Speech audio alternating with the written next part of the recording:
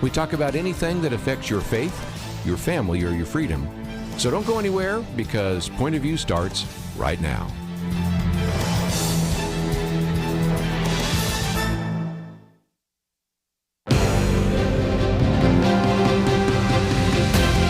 Across America, live, this is Point of View.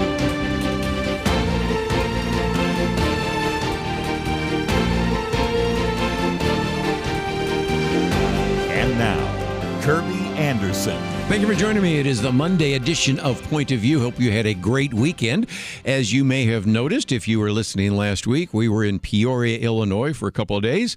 WPEO, first of all, just a shout out again to Paul Scott and all sorts of people there at WPEO. They were celebrating their 55th anniversary, and so I had a chance to speak at their banquet. Also, they had me scheduled to speak and really enjoyed my time speaking to a men's breakfast. We met a number of donors and enjoyed Bradley University, Peoria, and a number of other things. So first of all, just wanted to say thank you.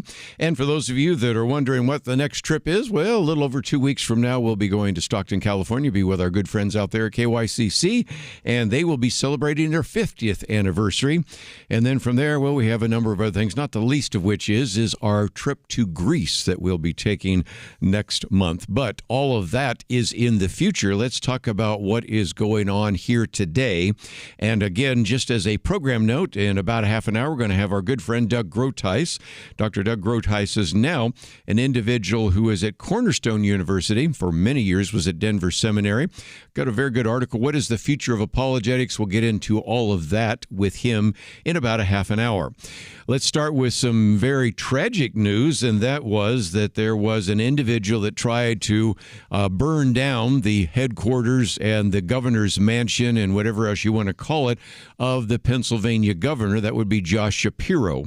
Now, we don't know a motive, but okay, think this through with me for just a minute. The fire breaks out on the first night of the Jewish holiday of Passover. As a matter of fact, Josh Shapiro, Governor Shapiro, is Jewish, as you may know, because we've talked about how I think, quite frankly, if Kamala Harris had picked him, it would be doubtful that Donald Trump would have won all 7 swing states because, if nothing else, Pennsylvania and perhaps some other states would have gone because of the high respect people have for Governor Josh Shapiro. Nevertheless, here is an individual who actually had a Passover gathering with his family. They go to bed and then knocks on the door, and the arsonist has set fire, and his family, his guests, and everyone had to flee in the middle of the night. If you've seen the pictures, we see charred tables and dishes inside the Pennsylvania governor's official residence after this man, of course, was indeed arrested. He now faces charges of attempted murder, terrorism, aggravated assault, and aggravated arson. I think he will be put away for a long, long time.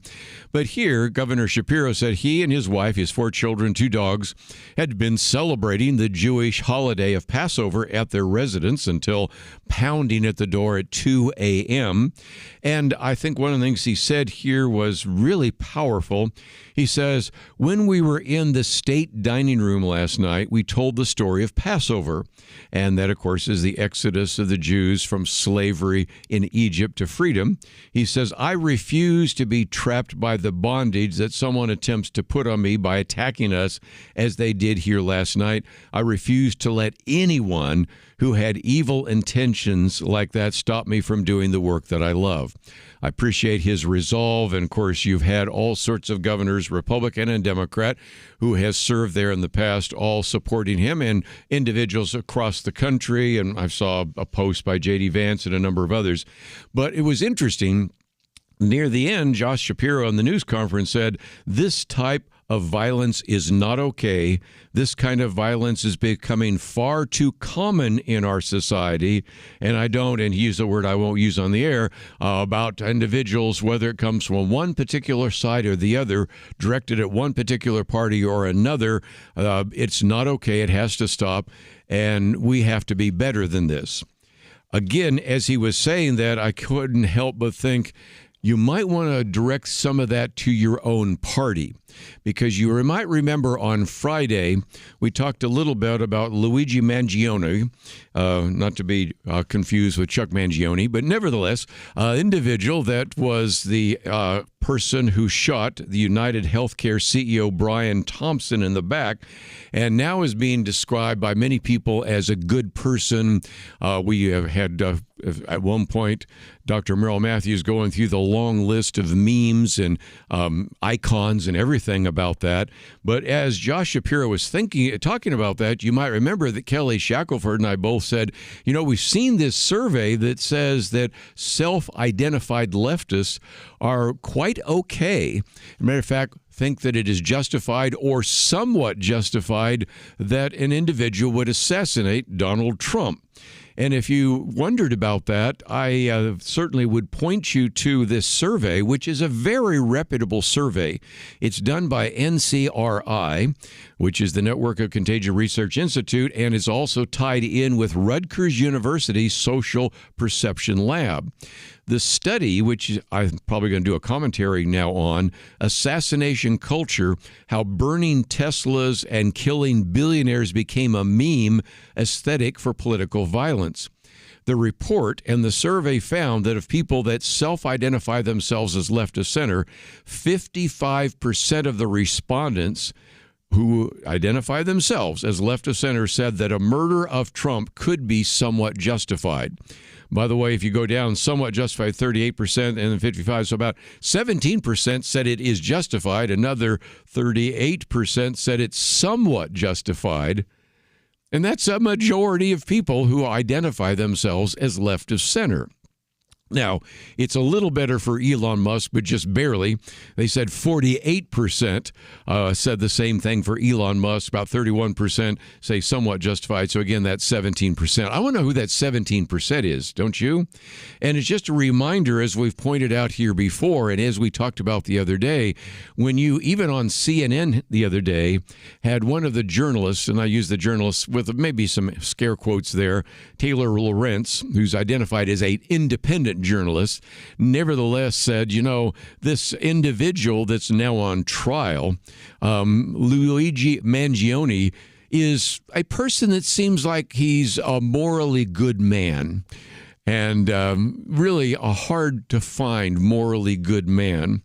And if nothing else, I certainly appreciate our friend Jim Garrity, who said, I'm supposed to be on vacation this week, but I just could not resist coming back and writing something very quickly, because he is not a morally good man. And when she swoons like that and says, well, you're going to see other women that are going to wish that they could marry him, and that was then put on CNN, as, of course, Jim Garrity points out. CNN has severely damaged its reputation among conservative viewers, among Trump voters, and the rest.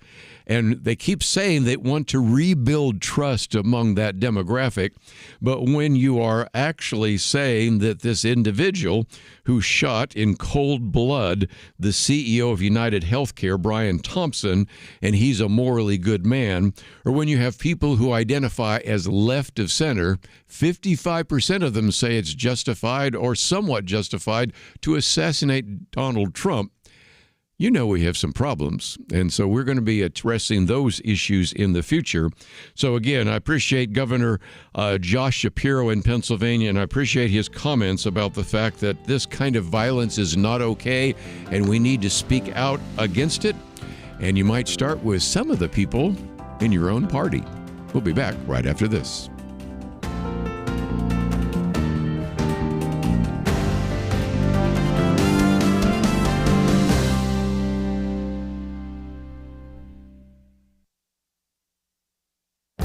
This is Viewpoints with Kerby Anderson. Tomorrow is tax day, and I would like to focus some needed attention on the significant cost of tax compliance. But before I get to those facts and figures, let's start with some first principles. Many people refer to April 15th as the day we pay our taxes, but most of our taxes are already withheld from our paychecks. Tax day is when we file the more than 280 million tax returns to see if we get any money back from the federal treasury.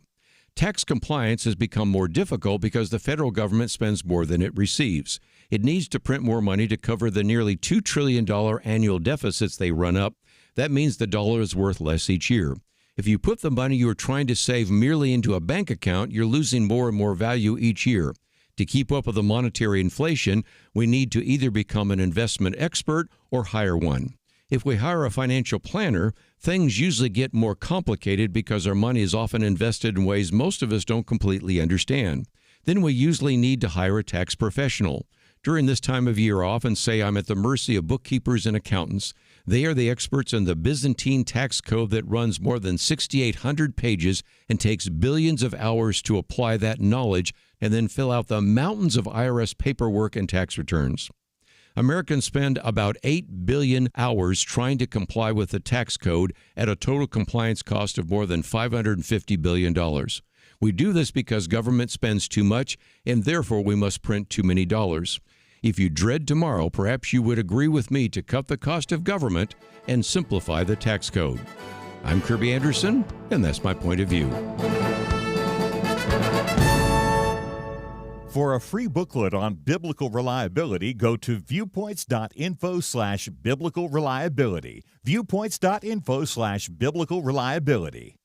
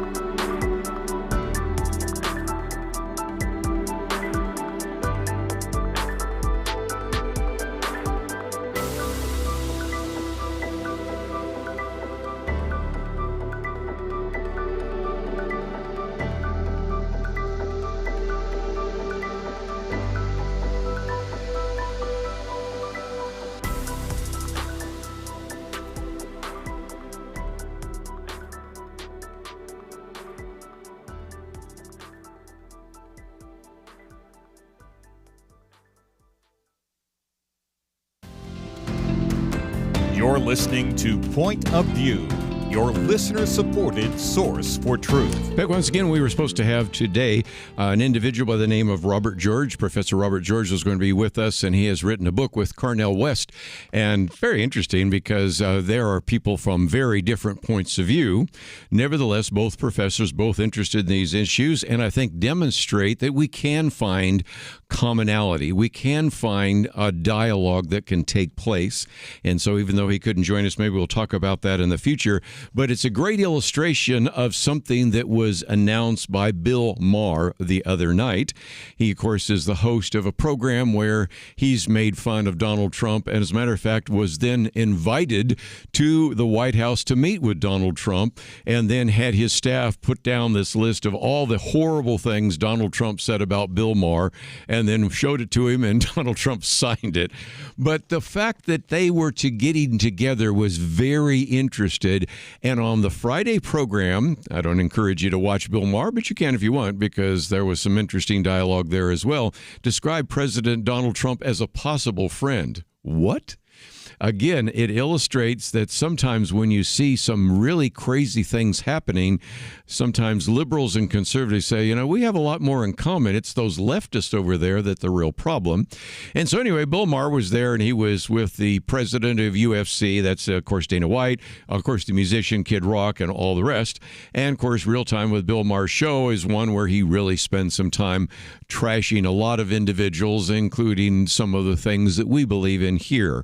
But nevertheless, he was very honest about his meeting when he broadcast this on Friday. He said, honestly, I voted for Clinton and Obama, but I would never feel comfortable talking to them the way I was able to talk with Donald Trump. That's just how it went down. Make what you will of it. Me, I feel it's emblematic of why the Democrats are so unpopular these days. Because he points out that oftentimes when he meets people that are celebrities, politicians, and others, they don't really make eye contact. You get the sense they're not really listening. They're just waiting to get their next point across. He says, I was surprised how engaging Donald Trump is. By the way, he makes a contrast, which I've heard people say as well. I've never met Donald Trump, don't really expect I ever will meet him, but if I do, I've heard some people say when he's face-to-face with you, he's really engaged. He isn't quite as boisterous and everything and bombastic, but when he's out in the public, he's different. And again, that is exactly what Bill Maher said. I mean, I found him to be a whole lot more engaging. And he says, look, we disagreed on multiple issues, notably Israel's war on the radical Islamic terrorist group Hamas, child sex changes and things like that. But he basically was saying, I disagree with the Democrats on that. And I found myself in a lot of similarities and sympathy and commonality with him on some of those issues as well. And so he really had a chance to, on the places where they disagreed without having him react to that. And on other places where Bill Maher has disagreed with the Democrats, they probably had some commonality. So at one point he said, okay, so MAGA fans, don't worry, your boy gave me nothing, just hats. Hats and a very generous amount of time and a willingness to listen and accept me as a possible friend, even though I'm not MAGA, which was the point of the dinner. And my favorite part of this was we were standing in a room, which he used some words for, Will, just there. He says, you know, I've heard from a lot of people who really like that we're having dinner, not all, but a lot. And Donald Trump said, same. A lot of people told me they loved it, but not all. But we agreed the people don't even want us to talk. They don't like you. And so he talked about some of that as well. And again, the point he was making is that I found that I could have a conversation with the President of the United States. Even though we disagree on a lot of issues, we have called each other some pretty nasty names, to put it mildly. I won't even think about reading some of the things that they've said about each other. And nevertheless, that worked. And so even though we didn't have Robert George on today, maybe we can do that in the future, because I think that illustrates exactly why we maybe just, again, here at Point of View, are trying to be gracious, trying to help you figure out how to burn, maybe not burn some bridges, but build some bridges and not burn some bridges, and to be as gracious as possible. And more than once, I've had somebody even in Peoria mention that they really appreciated the tone that we use here on Point of View. So let me, if I can, also mention that we're going to be posting in just a few minutes, I don't think it's been posted yet here, the statement from Donald Trump about this week, because this week, of course, is what we call Holy Week, and he talks about the significance of it. And again, if you go through this particular posting by the president, you have to say, pretty good theology, pretty surprising to me, and a number of people have been talking about that. So, of course, you can go to whitehouse.gov and see it for yourself if you'd like, but we will post it. I think we're going to have Karen post it both on Facebook, and as time goes on, hopefully it'll be posted here on the website at pointofview.net. And it's just, again, a reminder that this week we'll be going through, as we'll talk about in just a few minutes, the whole issue of how to defend the Christian faith, and certainly that is an important part, especially when we talk about the resurrection, we talk about this Holy Week and all of that.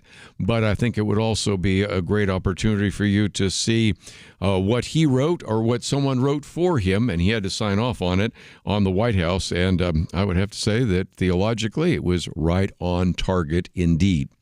Just before I get to our action item, let me just mention real quickly that my commentary today is entitled Tax Compliance. And for those of you that are procrastinators, your taxes are due tomorrow. Of course, as I always say, it's not like your taxes are due. Most likely your taxes have been already taken out of and been withheld from your paycheck. But tomorrow, April 15th, is the day in which you are to file your tax returns. And this is just a reminder once again of how difficult that has become. The estimate I got was tax day, we filed more than 280 million tax returns. Those are both personal and corporate and all the rest, but nevertheless, quite a few. And of course, if you have gotten any kind of sophisticated investments, you begin to realize that not only do you need to hire maybe a tax professional, but you maybe even had to get a financial planner. And those are the individuals that can try as best as they can to figure out how to make their way through, are you ready for this? 6,800 pages in the government tax code. I refer to it as the Byzantine tax code.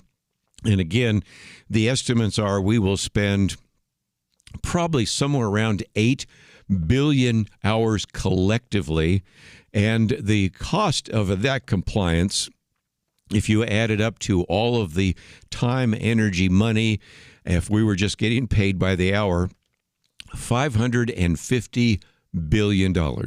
So again, this one today on tax compliance, just a reminder again that especially if you dread tomorrow, perhaps you would agree with me that maybe it's time to cut the cost of government, to simplify the tax code. I'm going to get into some of that, especially in our second hour in some more detail. But also tomorrow, I even point out, as I did just the other day when we were talking with Kelly Shackelford and Merrill Matthews, that when you look at the taxes on tax day, that's pretty discouraging, recognizing that Tax Freedom Day for the country just happened on Saturday, April 12th. But again, if you are in, and I use the example in Louisiana, you've already had your Tax Freedom Day.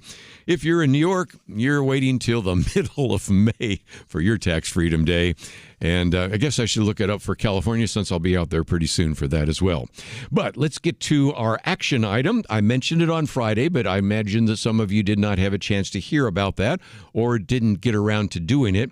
We have been saying that one of the things that we think needs to happen is, in addition to some of these executive orders, which could be overturned by the next president with an executive order, it would be good to put some of that into law. Of course, we've talked about the issue of abortion. This one is about this particular piece of legislation called Dismantle DEI Act. It was introduced in the House of Representatives by Michael Cloud from Texas, was introduced in the Senate by the senator from Missouri, Eric Schmidt. And we give you information about that, which gives you a chance to then understand what it might be. Then we give you the possibility to fill out your contact information. Once you do that, then it will also post the name of your representative. And then you can either hit send and send it, or you can print it out and mail it. Or if you want to review it just before you send it again, you can hit preview. So we have a little bit different system. So if you filled out your name and address before, you'll probably have to do that again just to get it all working. But once you do that, everything you need is there. And you, again, can take the letter as it is. You can modify it as you want. But again, if you think this issue of DEI is a concern, we've made it very easy to contact, at this point, you're a member of the House of Representatives. And we'll take a break, come back, and talk about apologetics right after this. At Point of View, we believe there is power in prayer. And that is why we have relaunched our Pray for America campaign, a series of weekly emails to unite Americans in prayer for our nation. Imagine if hundreds of thousands of Americans started praying intentionally together on a weekly basis. You can help make that a reality by subscribing to our Pray for America emails. Just go to pointofview.net and click on the Pray for America banner that's right there on the homepage. Each week you'll receive a brief news update, a specific prayer guide, and a free resource to equip you in further action. We encourage you to not only pray with us each week, but to share these prayers and the resources with others in your life. Join the movement today. Visit pointofview.net and click on the banner Pray for America right there at the top. That's pointofview.net. Let's pray together for God to make a difference in our land. Point of View will continue after this.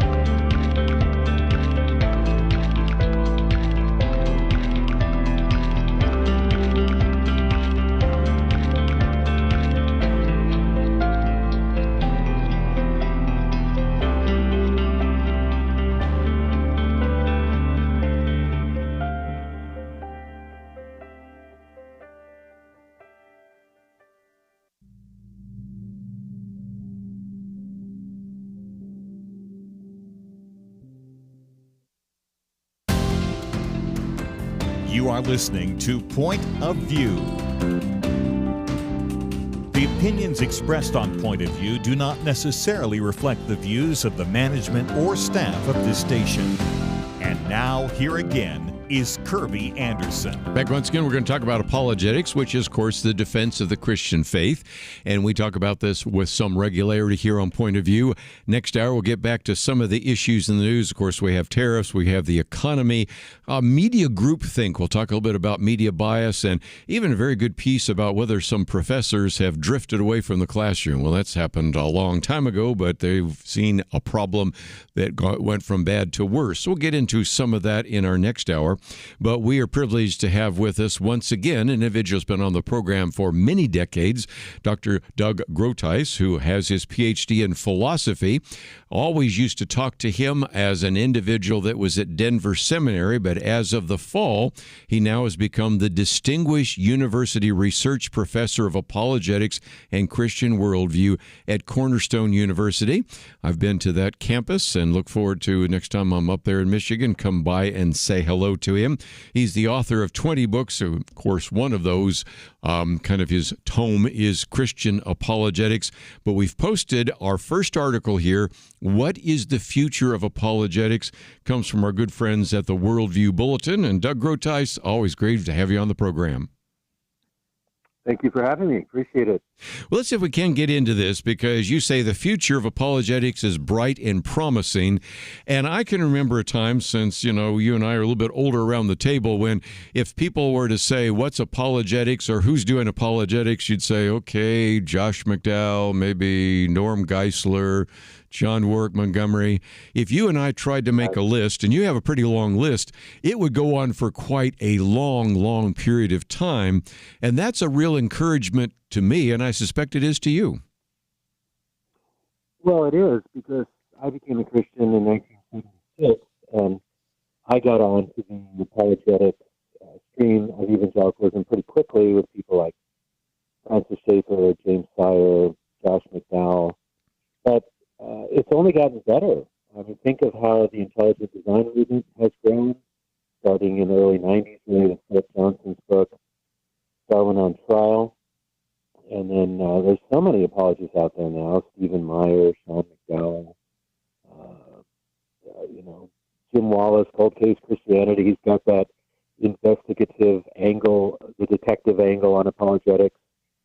It's very heartening that there's so much out there, but at the same time, a lot of people in the church still don't know either what apologetics is, or if they think they know what it is, they think, well, that's just for the experts. That's just for the eggheads. But there are a lot of ministries out there, too, not just formal programs like Talbot School of Theology has an MA in Philosophy of Religion. They also have an MA in Apologetics. They've got Biola. We've got a number of schools that offer these programs. And we've got great academic apologists out there like J.P. Moreland, Bill Craig, Swinburne, Stephen Evans, Stephen T. Davis. But you've got apologetics on the ground, you might say. Think of something like Mama Bear Apologetics that emphasizes equipping mothers to teach their children how to defend the faith as true, rational, and persuasive. So it's heartening, but there's still a lot of work to do. We can't sort of sit back on our heels and say, job done, time to retire.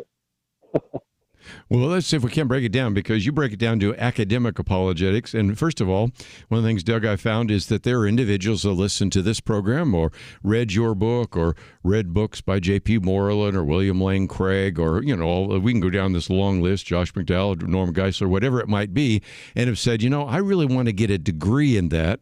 And the good news is there's just a lot of places where if an individual wanted to get a graduate degree and then maybe even serve in a church doing that, or serve in the academic institution, go in the way you did of getting a PhD in philosophy and thus maybe become a faculty member, there is at least a possibility of that taking place, isn't there? Well, there is. We've got very good schools out there that offer master's degrees in apologetics. There are a few PhDs in apologetics out there. I think New Orleans Baptist Theological Seminary has one. But typically, what apologists end up doing is they might get an MA in apologetics and then get a PhD in another subject like philosophy or history or something like that, because I advise people that while apologetics is a legitimate and profound discipline, it's not quite as well respected in the academic world overall. So the best way to do apologetics is to not announce that you're doing apologetics. Yes. Give a rational case for Christianity and know what you're talking about, and ideally have some credentials. But there are very good schools. I mean, I say this a little wistfully. My own school had an MA in either philosophy or apologetics for 50 years until I left, and they discontinued the program under seminary. But we place people around the country, around the world. I'm very proud of one of our grads named Cowan Serjali, who has a ministry along with his wife in Albania. And they're doing terrific apologetic work. He's getting on national platforms, defending Christianity, debating atheists. So it's heartening. This message we have of the gospel is so significant and profound for eternity that we have to defend it. We have to get it out there into the world, and it can hold up under the most intense criticism.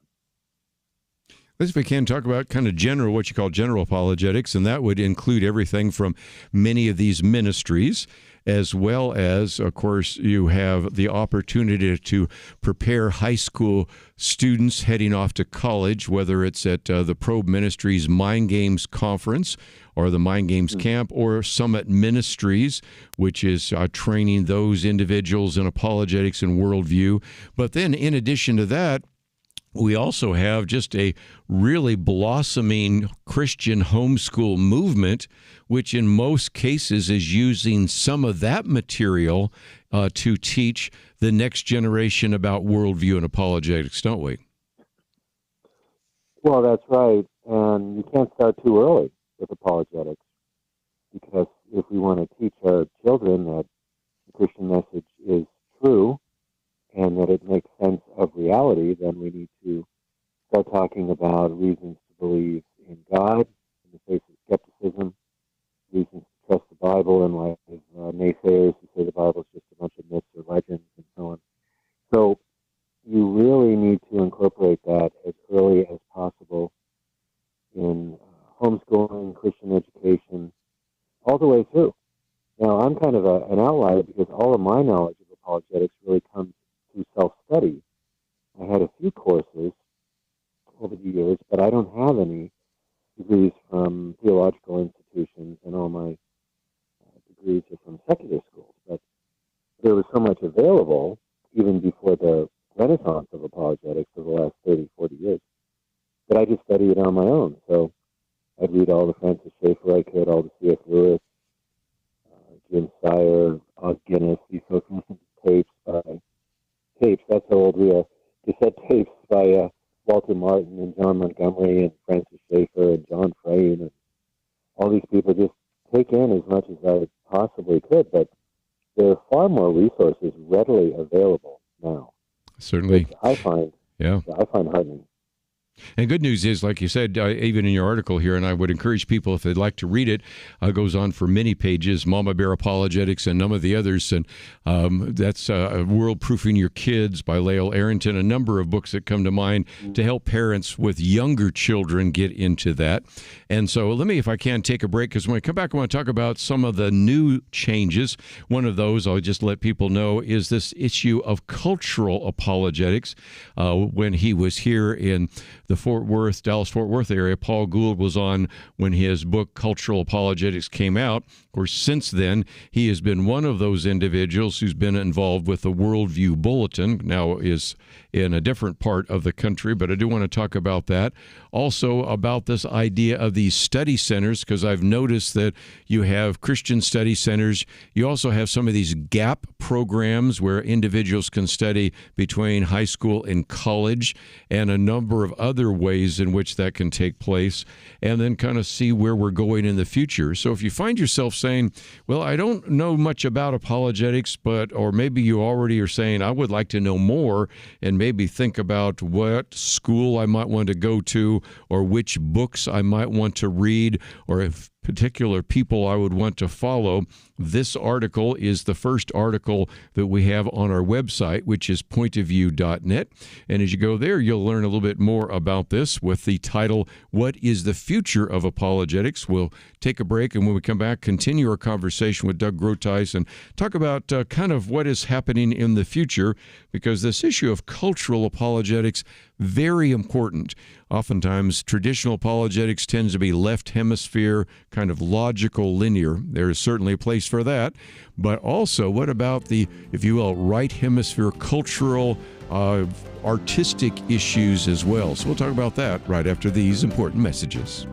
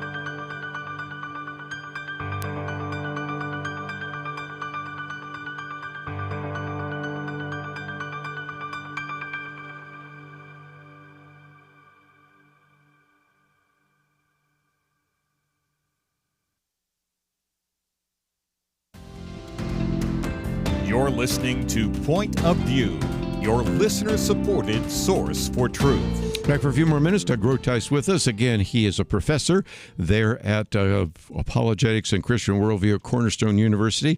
And Doug, I thought we might just talk about kind of the future of apologetics. And one of the things you focused on, which I agree with, is this idea of cultural apologetics, is more concerned with what you say, the general intellectual and moral mood of society, and also many times looks at things like the arts and aesthetics and culture. And that's something that of course, Paul Gould wrote about in his book, Cultural Apologetics, and I'm noticing more and more people are starting to focus in that area as well. What have you learned? Right. I think Paul's book that came out in 2019 is extremely helpful, and he defines cultural apologetics as the work of establishing the Christian voice, conscience, and imagination within a culture so that Christianity is seen as true and satisfying. So the idea there is you sometimes have to plow the ground so the seeds will get planted. You can have the best arguments in the world, cosmological argument for God's existence, argument for the resurrection, and if somebody says, well, I'm not interested, Christianity doesn't speak to my situation or to my life, then these arguments have no effect, even though objectively they're very strong. So we've got to basically take the temperature of the culture and try to understand what kinds of issues are out there, what kind of questions are being asked, or encourage people to ask new questions. So it's one thing to say Christianity is true.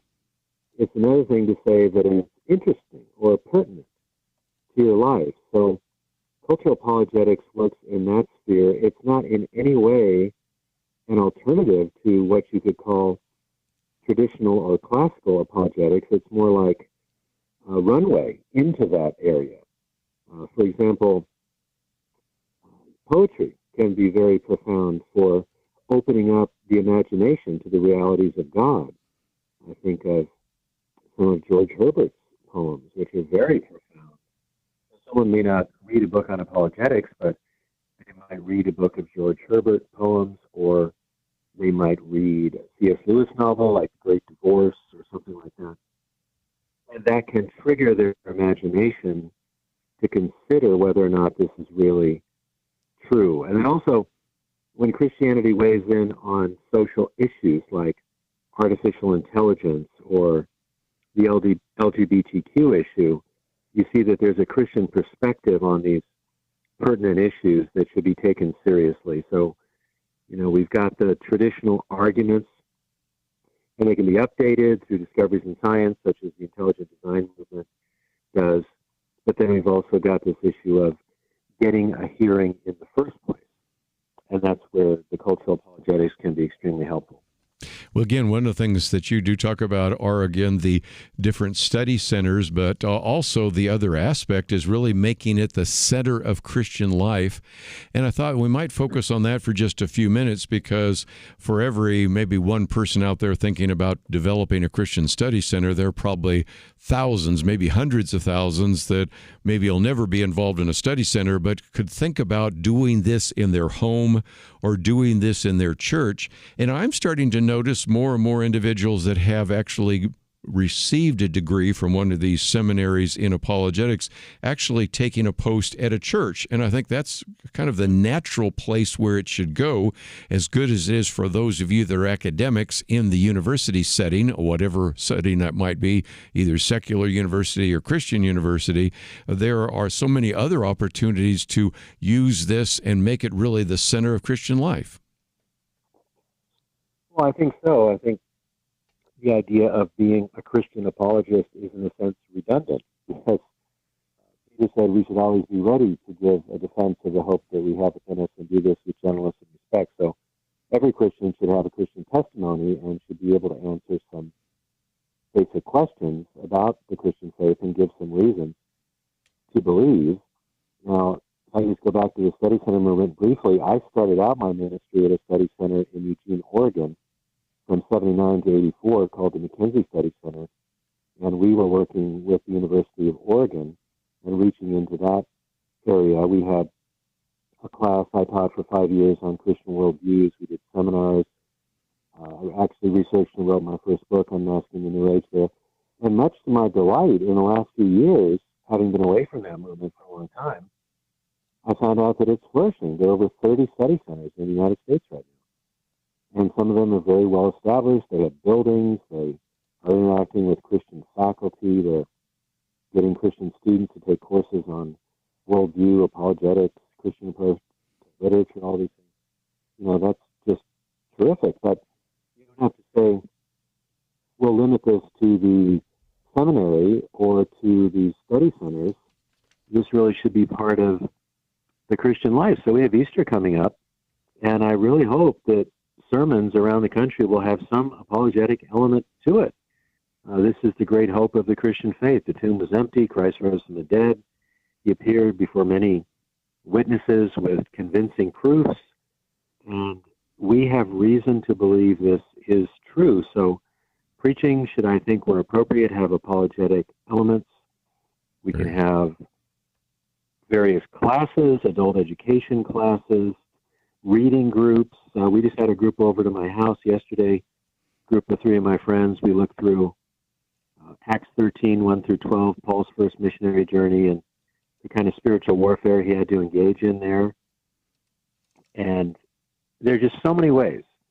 And this is also encouraging to people that sometimes when Christians go through extremely difficult times and they don't feel the presence or comfort of God, they may wonder whether or not God is really there or whether he's with them.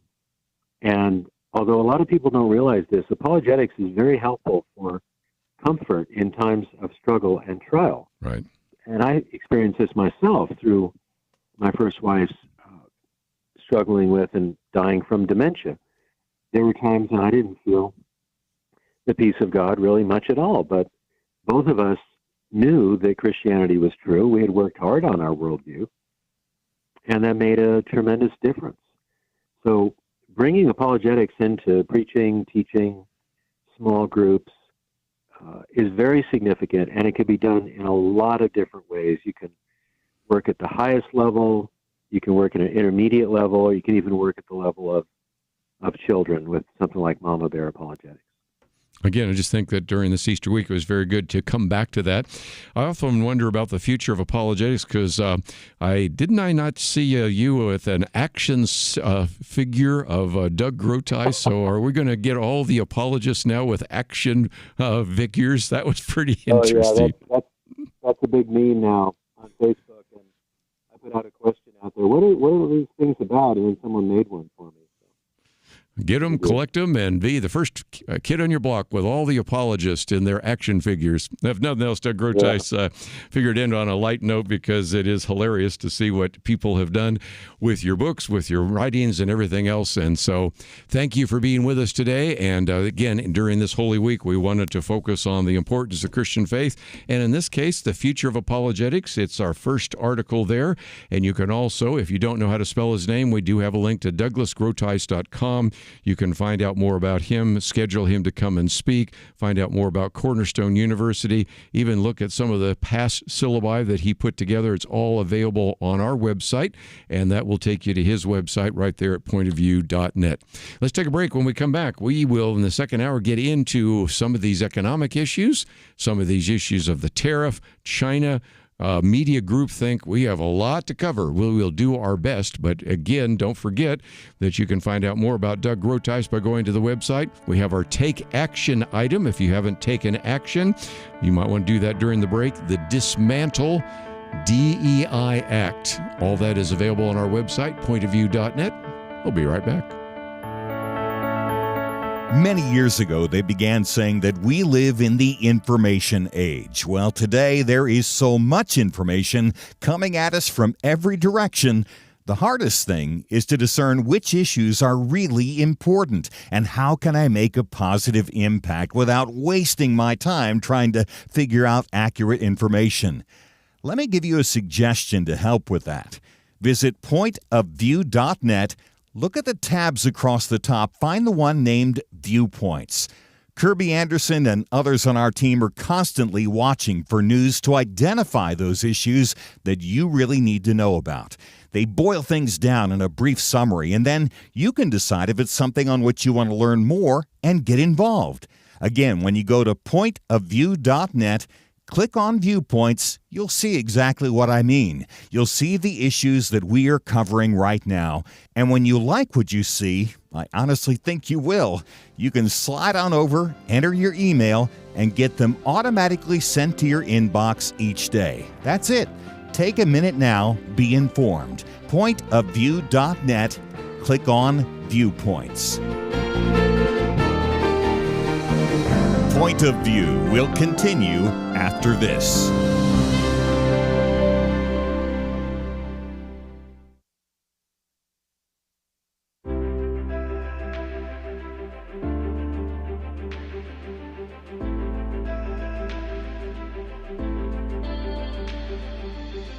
I do appreciate Point of View and what you folks are doing. You really are doing a great job to educate and to help Christian folks do a better job to honor Christ in all that we do. My husband and I are your supporters. We just really appreciate the show and the people you bring on. I just want to commend you guys on your program. I love listening to you. It's a blessing. Been listening to you for several years. Your program has helped my family see current events and elections and politics through the eyes and the principles of Scripture. And that's been enlightening, and we're trying to pass that on to others. I want to say, first of all, that I really enjoyed the Millennial Roundtable, and I love the program altogether. I think Kerby is great, and I really appreciate all of y'all, all that y'all do, and the truth that y'all put out. Hey, great show. Love all your comments and what you're talking about. Thanks again for what you do. Point of View Radio Talk Show.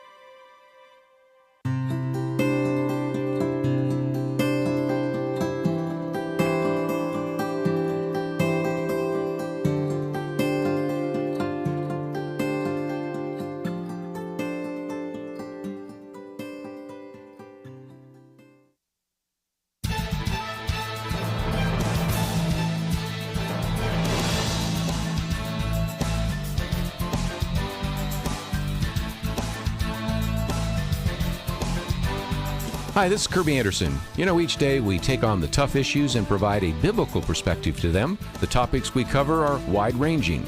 Apologetics, theology, prophecy, creation and evolution, intelligent design, marriage, family, child-rearing, the millennial generation, trends in society, politics, economics, business, religious liberty, the Constitution, public policy, foreign policy, military policy, tensions in the Middle East, abortion, homosexuality, pornography, sexual ethics, media, technology, history, and America's godly heritage. We talk about anything that affects your faith, your family, or your freedom. So don't go anywhere, because Point of View continues right now.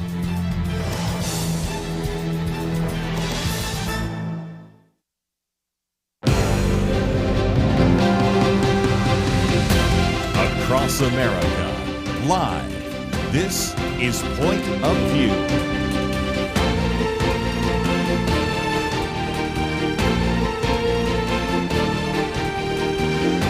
And now, Kerby Anderson. Second hour today. By the way, if you'd like to join the conversation, 1-800-351-1212.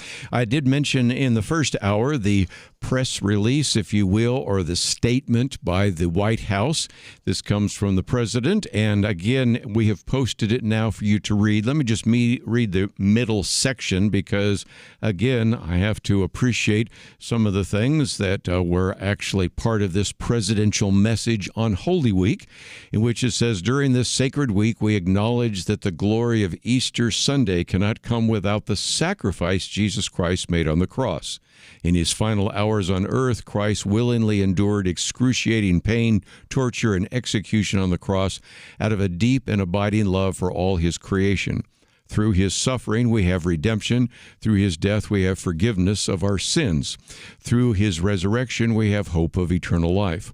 On Easter morning, the stone is rolled away, the tomb is empty, and light prevails over darkness, signaling that death does not have the final word. Theologically, you got to agree with that. And then he goes on and saying that this Holy Week, my administration renews its promise to defend the Christian faith in our schools, military, workplaces, hospitals, and halls of government. We will never waver in our safeguarding the right to religious liberty, upholding the dignity of life, protecting God in our public square. So if you had not seen this statement from coming out of the White House, I wanted you to be aware of it, and it has been mentioned on a few other talk shows, so I thought we would mention it here as well. Well, let's get into the economy. Obviously, this threat of tariffs and then the pause and so on again, off again has really rattled the markets. And one of the people speaking to that issue is a man by the name of Ray Dalio. He is the founder of Bridgewater. He is, of course, well known in the economic world as a hedge fund billionaire.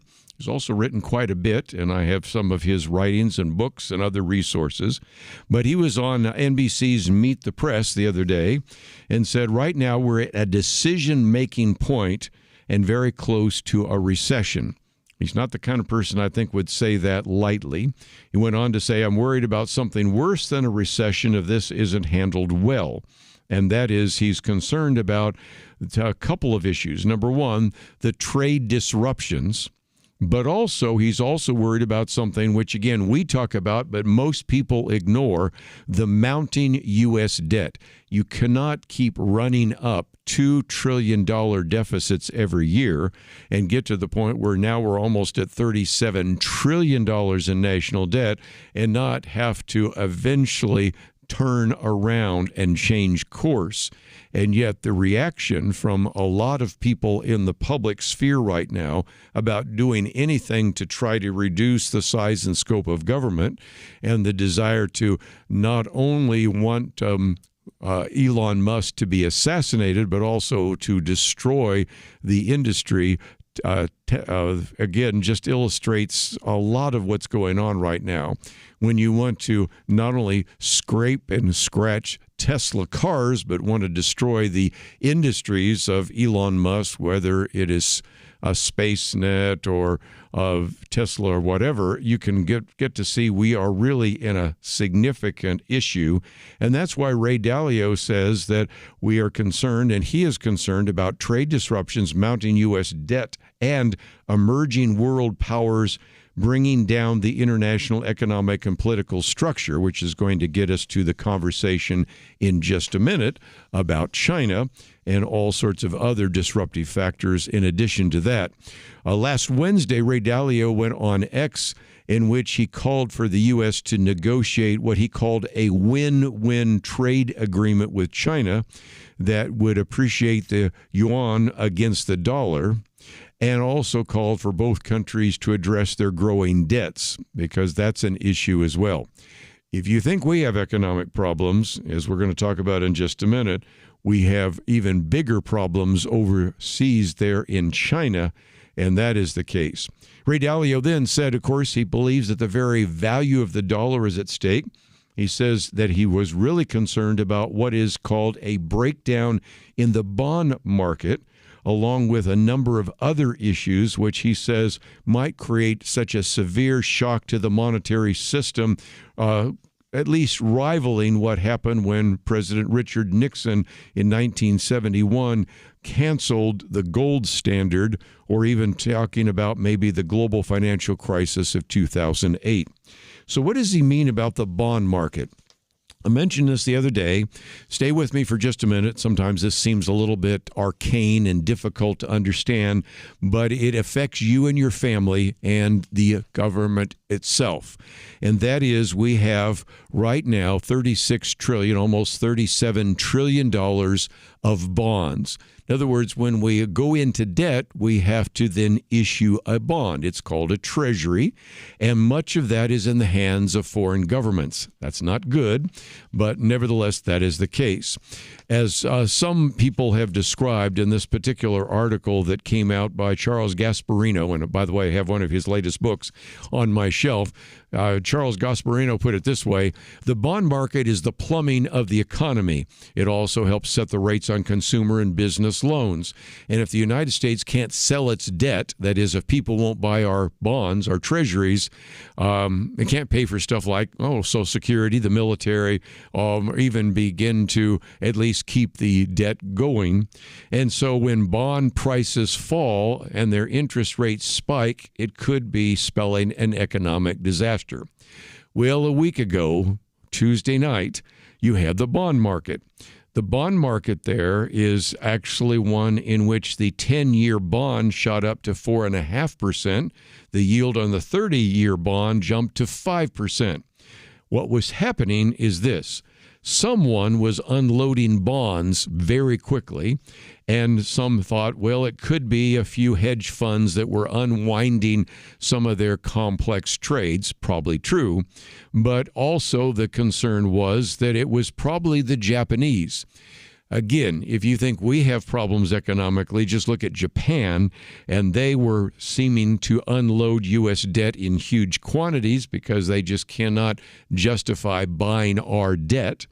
And then other people were pointing to China, which I just referred to a minute ago, which is, first of all, our long-term adversary economically and militarily, but it's been one that has been willing to buy our bonds.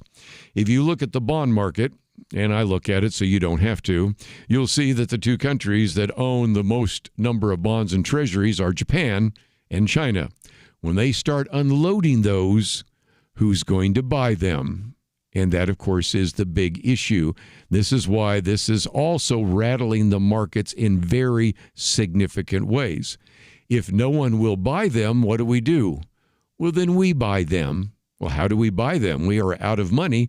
Well, then the Federal Reserve has to print more money. Remember the last time we printed more money? That was during the pandemic and lockdown. Did you notice how your dollars were worth a lot less? If we have to keep buying all of this debt, we're in a really bad way. So that's why people like Ray Dalio, who know a lot more about economics than any of us around the table, is really concerned. If you're looking for a prayer target, there it is. Maybe we'll even have it on our Pray for America target coming out in the future. Let's take a break, though. We have a lot more to cover. We'll do that right after this.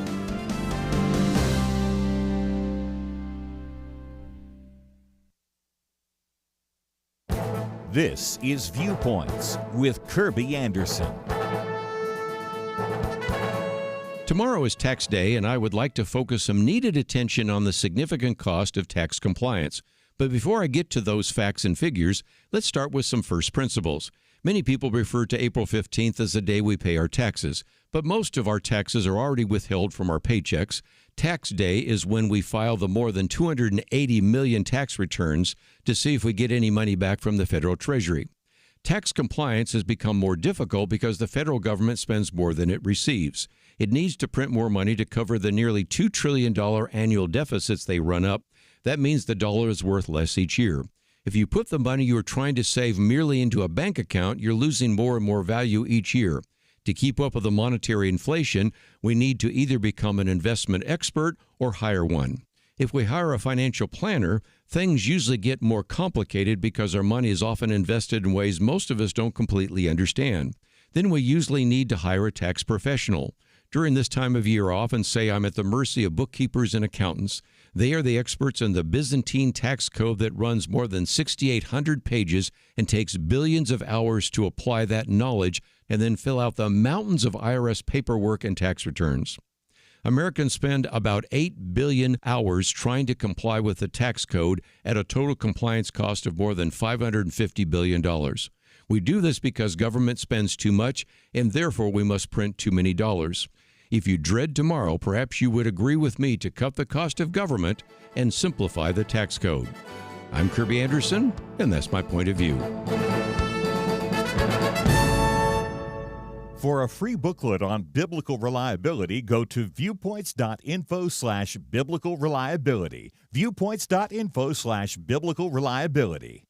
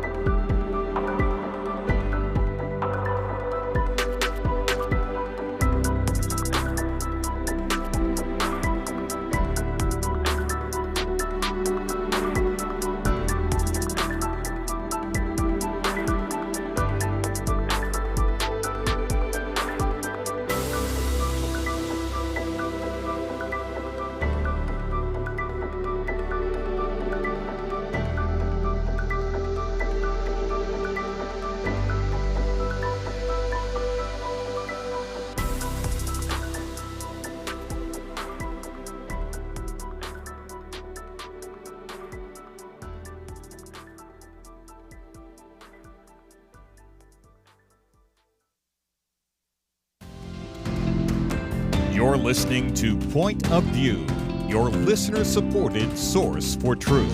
Well, now it's time to talk about China and tariffs and trade and what that means to you and your family and your economic circumstances. And so if you go to our website, I give you 3 different articles.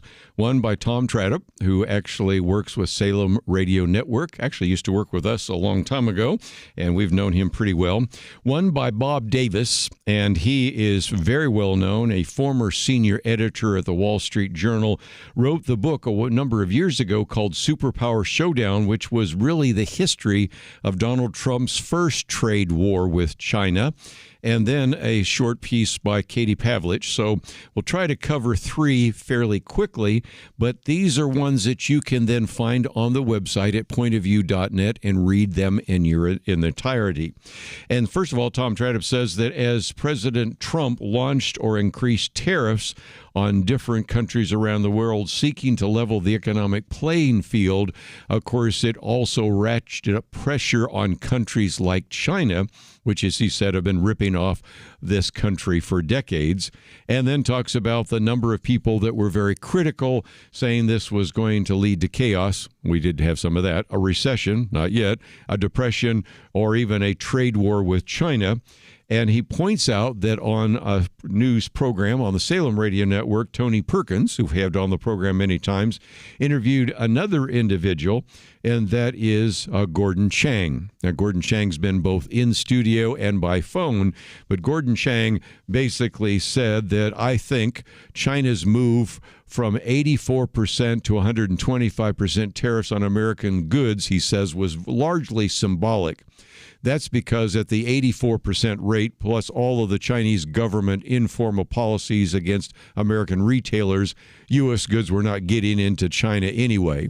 So the point he's making is when people say, well, they raised it again, well, it's not going to make any difference because no American is going to be selling goods in China right now because of all this.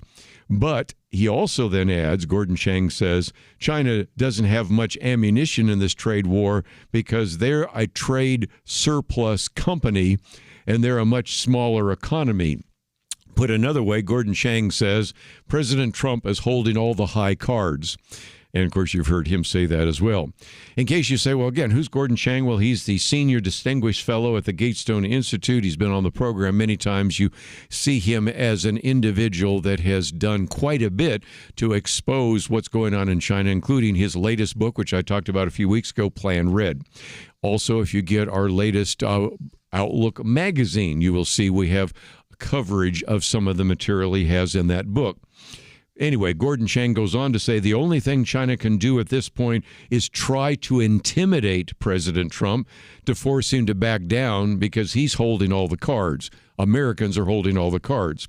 He says the Chinese strategies use Wall Street, Main Street, the agricultural lobby, others to try to pressure Donald Trump to give in. He says, I don't think our president's going to surrender, though, because he knows the U.S. market can't be replaced. So they're hurting, and they certainly need the American market. He also goes on to say that President Trump is going to win this tariff war with China, but he cautions that things will be close and contentious until it is. And so he talks about some of the other ways in which this has been unfolded. But near the end, I thought was Tom mentions the fact that, once again, the Chinese might be wise to follow the lead of HBO real-time star Bill Maher. We talked about him the last hour, in which he had a dinner with Donald Trump at the White House. During their time, Bill Maher said that he found Trump to be gracious, funny, and self-deprecating, unlike his public persona. He says, I challenged him at times. He didn't get mad or call me a left-wing lunatic. He took it all in.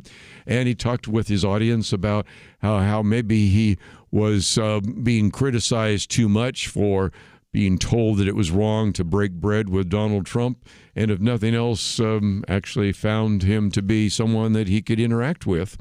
The Chinese could learn a lesson from that, which brings me to perhaps the best piece that I have here by Bob Davis.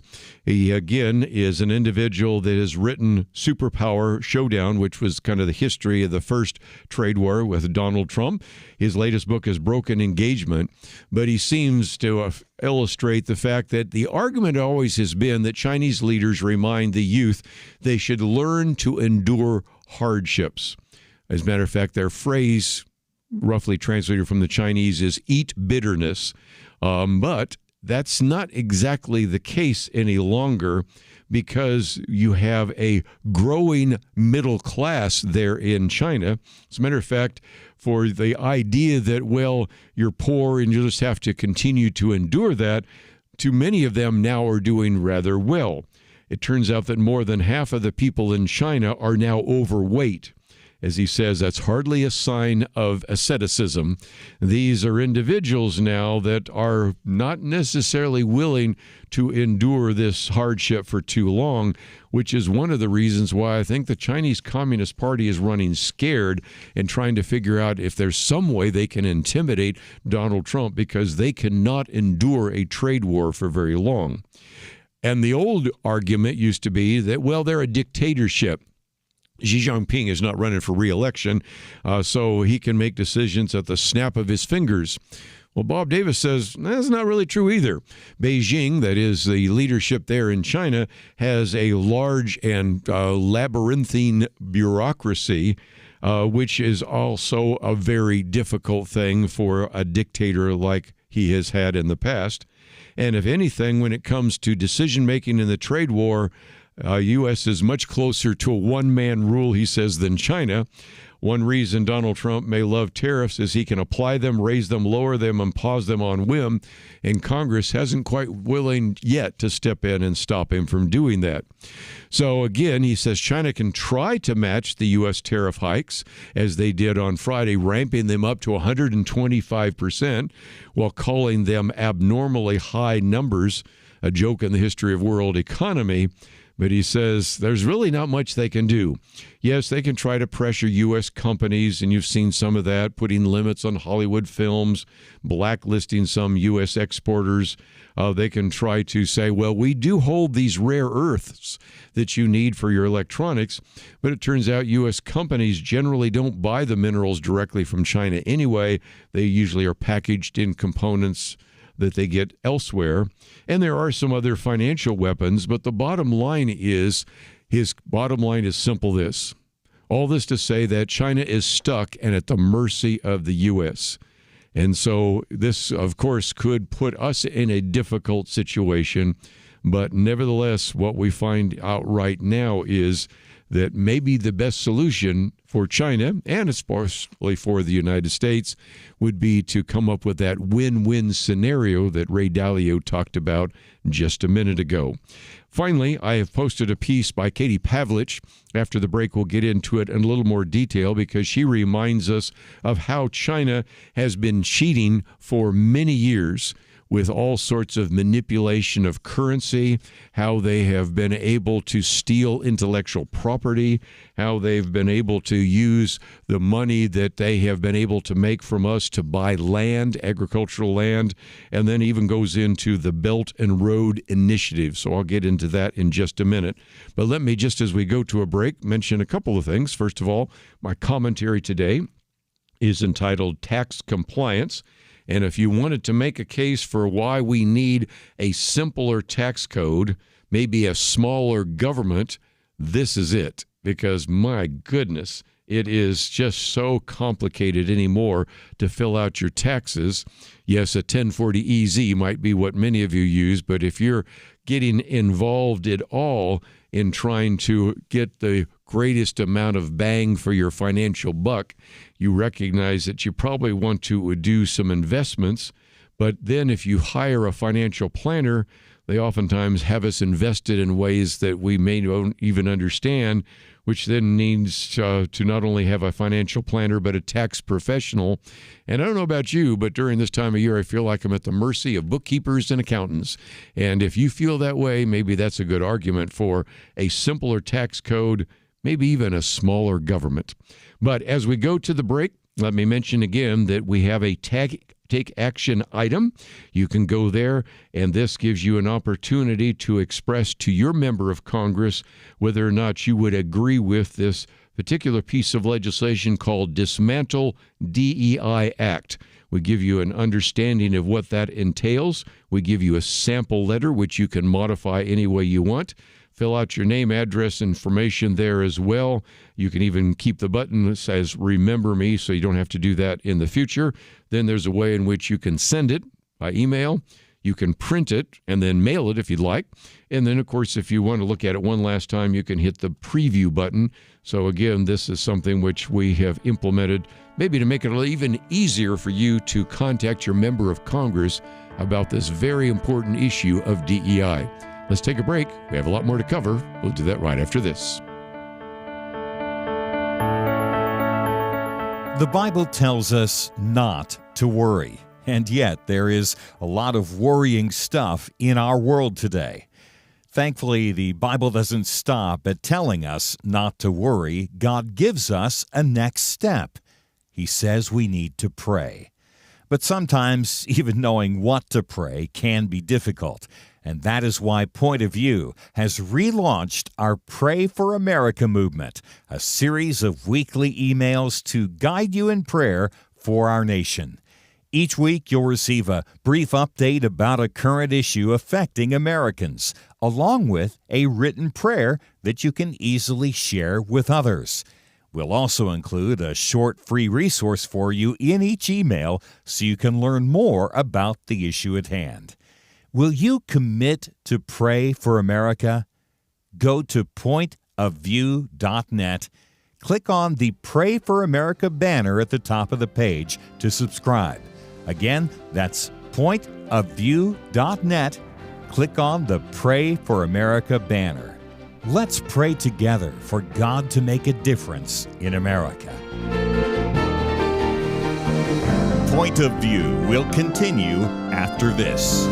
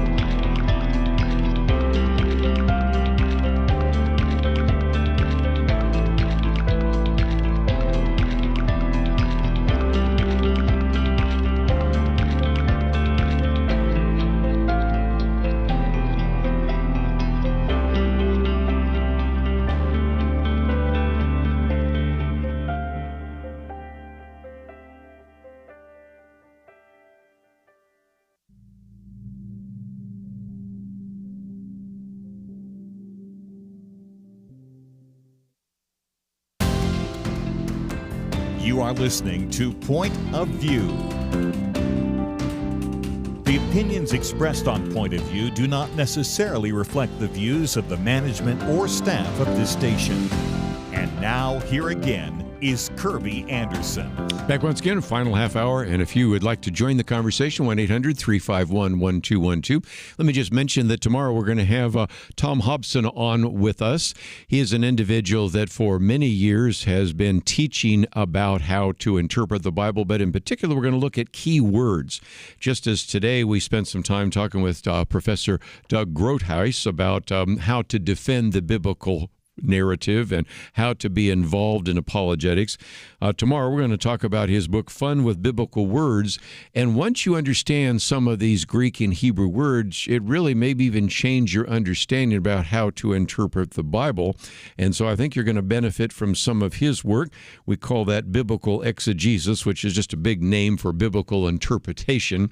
I think you'll enjoy some of the conversation that he has had in the past on radio, on his own radio program, and we'll be doing that because, again, it's Holy Week, and anytime we can help you be more effective in defending the Christian faith, any way we can help you to be more effective in terms of interpreting God's Word and applying it to your life, that's what we're all about.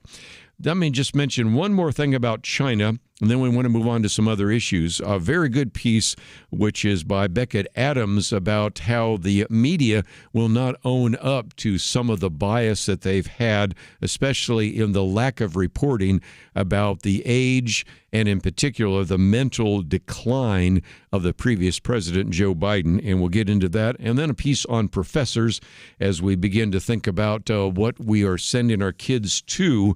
Turns out that professors have drifted away from the classroom. By the way, that was true in my generation. It's become even more true in the future. But Katie Pavlich reminds us that in the latest iteration of the Art of the Deal, President Donald Trump is finally giving what she says China its due after more than 2 decades of lying, stealing, and wildly nefarious trade practices. That's quite a bit. But even one of the people that served under Bill Clinton, Jamie Metzel, said, I served in the Clinton White House. The Clinton administration made a strategic error by letting China into the World Trade Organization without sufficient conditionality. That is something when Marlon Maddox was a host, Penna Dexter was a co-host, and I was occasionally a guest host, we were talking about back then. That when China was allowed to be part of the World Trade Organization, then in some respects, they were given essentially special rules, treatment, tolerance. They were allowed to scam individuals. They were able to operate inside the United States and around the world without much scrutiny. They were able to buy up American farmland, oftentimes next to sensitive military sites. And in some respects, none of that would be allowed by American companies in China. Then, if that's not bad enough, we've talked about this before, but it's worth repeating because Katie Pavlich documents it as well, this laundry list of conditions. The government steals intellectual property, replicates it, and then uses it to put the U.S. out of business. She then has a quote from Tech Diplomacy. So Tech Diplomacy says, quote, Chinese policy is to extract technologies from Western companies, use subsidies and non-tariff barriers to competition to build national champions, and then create a protected domestic market for those champions to give them an advantage as they compete globally. In another area, goes on to say, after acquiring intellectual property, Chinese government subsidies and regulations help Chinese companies secure market shares in the global markets at the expense of the U.S. A congressional estimate of the United States placed the cost of Chinese intellectual property theft, are you ready for this? $225 billion, maybe as high as $600 billion yearly. And according to another survey coming from CNBC, 1 in 5 corporations says China has stolen intellectual property within the previous year. 1 in 3 said that it has happened sometime during the previous century. So we're talking about a very corrupt enterprise known as China. I'm not against the Chinese people. Don't extend that too far. But the Communist Chinese Party has used this against us. They've used the freedom that we've given to them against us in very significant ways. to understand that, then also let's look at what is happening, say, in Africa through what is called the Belt and Road Initiative.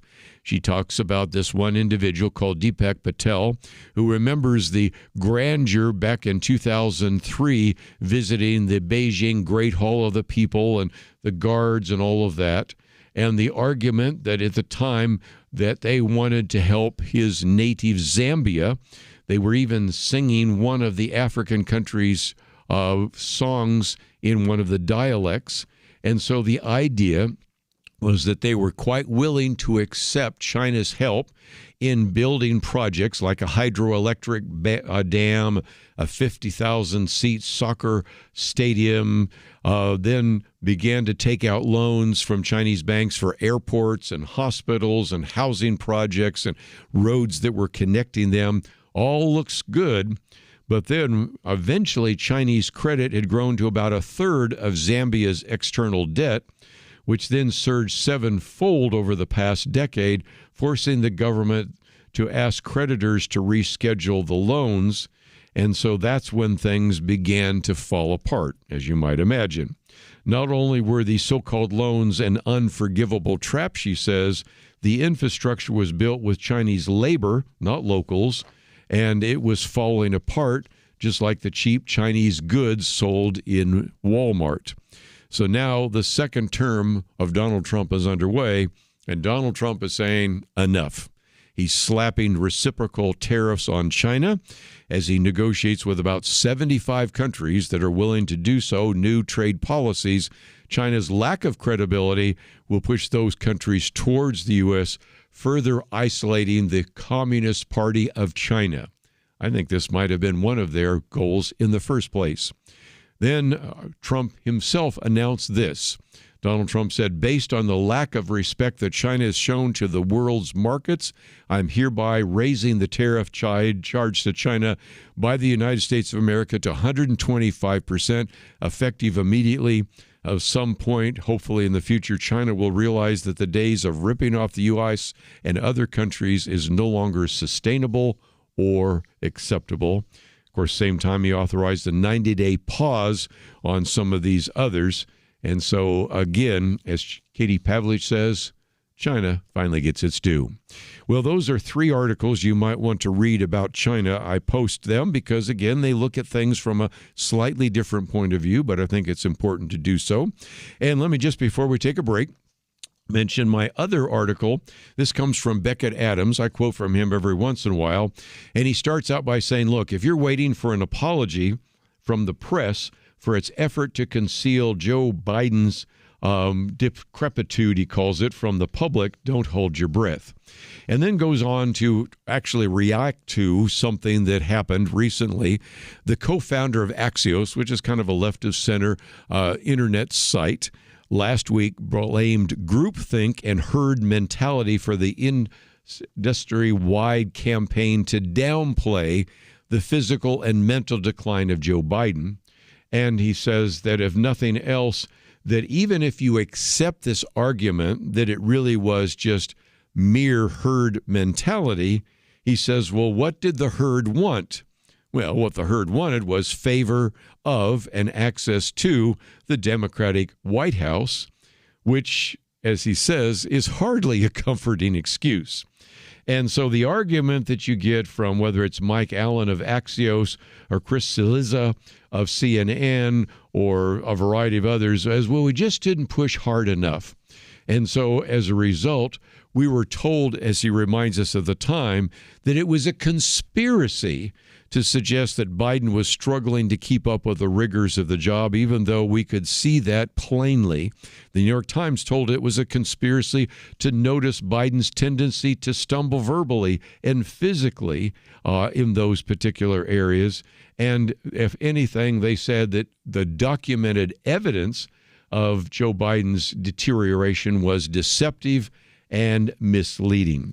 So let's not forget how even as you brought up the subject, oftentimes that was sufficient for you to get labeled with you're a nut, you're a conspiracy theorist, or whatever it might be. And he goes on to point out then that even as late as August of 2023, in a moment lacking any self-awareness, the Associated Press was actually stumped by the fact that most voters believe that Biden was too old for the job. So the AP Press reported Americans actually agree on something in this time of raw discord. Joe Biden is too old to be an effective president in his second term. Only a few years his junior, Donald Trump, raises strikingly less concerns about his age. And he points out that if nothing else, there should be a forthright industry rise and wide reckoning, but probably is not going to happen. And if you don't trust the media, it's because trust must be rebuilt, and that comes with an admission of guilt, and we've yet to hear that from the lips of those people in the media. Let's take a break. Got more to cover. We'll do that right after this.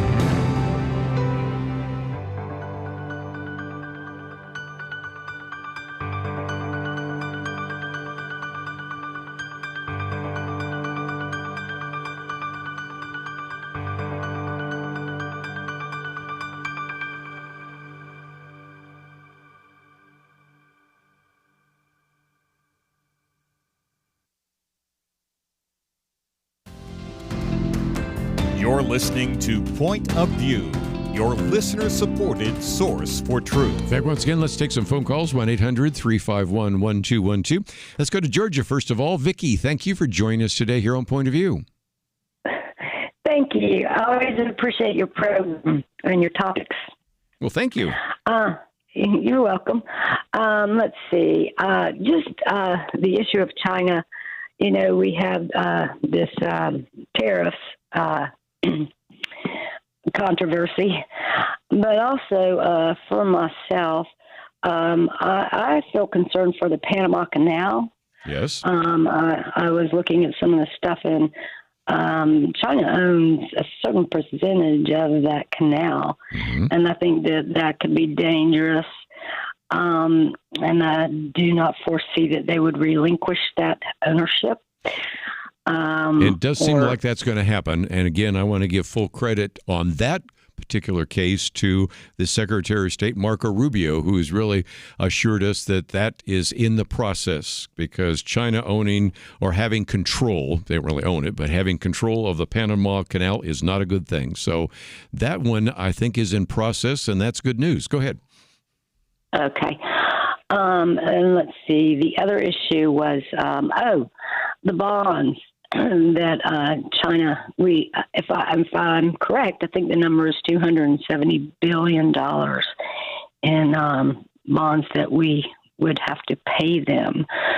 So, while we're busy talking about tariffs and all these other things, I think that there are, several concerns, not just with what's the tariffs. So anyway, I just wanted to mention that. Well, you did very well, because, again, most people don't look at the bond market unless they're financial individuals. But a couple of weeks ago, for those of you that listen to the program on some regularity, I did talk about the fact that we have almost $9 trillion. That's just a number that's just beyond even imagination. They're all coming due. Now, there's a couple of reasons for that. First of all, Janet Yellen, you remember her? She was the Secretary of Treasury. She didn't have long-term bonds, so all these short-terms came due at once. And, of course, the interest rate has gone up and all sorts of other issues. So we'll probably talk about the bond market in the future. I know sometimes your eyes tend to glaze over when we talk about a bond auction or treasuries or all that, but it does affect you. And most importantly, it's going to affect your children and your grandchildren. And so that's why I want to talk about some things that most people ignore, including the fact that we have almost $37 trillion of a national debt. Tell me how many times you've heard too many members of Congress talk about that. That is something that you're now starting to hear more, not only from the Trump administration, but from members of Congress. So it's almost like, okay, we do have to finally admit that that is the case. And we need to really pound that in the heads of these individuals that are convinced that Elon Musk is doing a bad thing by trying to root out waste, fraud, and abuse. I don't know that he'll be able to get enough of it out to even come close to balancing the budget, but every little bit helps, and there's a whole lot more that needs to take place. But just before we run out of time, I did want to post this, because if you're starting to think right now about where you might want to have your children or grandchildren go to college, you might want to read this piece by Friedrich Hess, Professors Have Drifted Away from the Classroom. First, the good news. He says, after decades of campus decay propelled by politicization, bureaucratization, I don't know that you even want to make that word up, and bloat, there finally cause for cautious optimism. Legislators are dismantling DEI, diversity, equity, and inclusion programs. We just talked about that a minute ago. That's our action item for today. Governors are appointing tough-minded trustees. The Trump administration has hit the ground running on anti-Semitism probes and free inquiry. And so part of the good news is that there are some winds of change that are blowing in the right direction. But let's just face that the American college system, American colleges and universities, they kind of lost their way. And Friedrich Hess says this problem isn't new. He says, I recall walking across campus during the summer as a doctoral student at Harvard 3 decades ago. I was making small talk with a senior professor when he looked around the sparsely populated grounds and said, this place is wonderful, especially when the students are gone. And he says, this hasn't changed much. In some respects, it's gotten worse. And the problem is that these incentives and institutions have taken a bad problem and made them worse. He says even savvy trustees and public officials don't always realize just how peripheral teaching and learning has become to the life of the university. And he says the consequences are visible in the daily life of a four-year college. For example, today's students work a lot less than they used to. Don't take my word for it.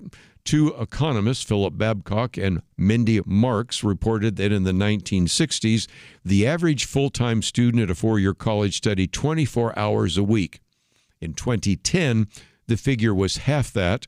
By 2022, 70% of four-year students said they were devoting fewer than 10 hours a week to studying for class. Full-time students are much less likely to work for pay than their peers in the 1990s. So if they're not working like their peers in the past were, and they're studying only 10 hours a week compared to what used to be 24 hours a week, what in the world are they doing? Well, you know what that is. They're spending more time on their devices. And so this has become kind of a chronic problem. I'll skip a whole page of material because he then says, well, what can we do about it? He's got a couple of answers. The first is to not pick on the faculty or gripe about students, but recognize that we have incentives and expectations and institutional norms that have gone off the rails. We need to begin to emphasize that teaching is important. I think you'd be appalled, first of all, at the amount that if you're a parent or a grandparent, you're paying so your child or grandchild goes to the college, how much you're paying and how little is actually being taught by full-time professors. That was true in the past. It's really true now. He says it's time to reboot the campus culture of teaching and learning, raise expectations for student work. In accord with the Higher Education Act, institutions that accept federal grants or aid already pledge that each credit hour of learning approximates not less than 1 hour of classroom or direct faculty instruction, as well as a minimum of 2 hours of out-of-class student work each week. And so it does seem to me that there are some ways, certainly through our strings that are attached, to make some changes. And also, I think we should require that whether it's presidents or faculty members, college leaders need to convince faculty to raise the bar when it comes to assignments, mentoring, and grading. And that includes supporting faculty who step up and demanding accountability for faculty who don't. Just because they have tenure doesn't mean they just get to sit around and do nothing. So it's a very good piece, and it's a classic illustration of caveat emptor, buyer beware. Of course, Charlie Kirk is convinced that college now is one of the biggest scams in America. I still think it's important for young people to go to college, especially in certain professions, but not everybody needs to go to college.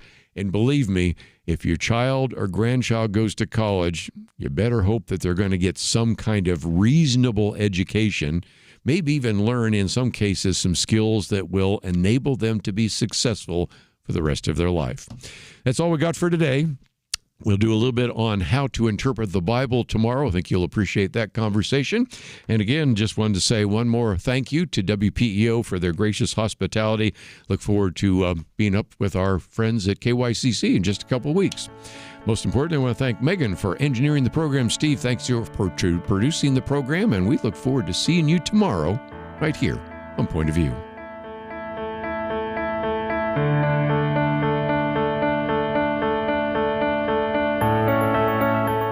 It was not that long ago that censorship appeared to be almost inevitable. Free speech was being attacked and strangled in many places.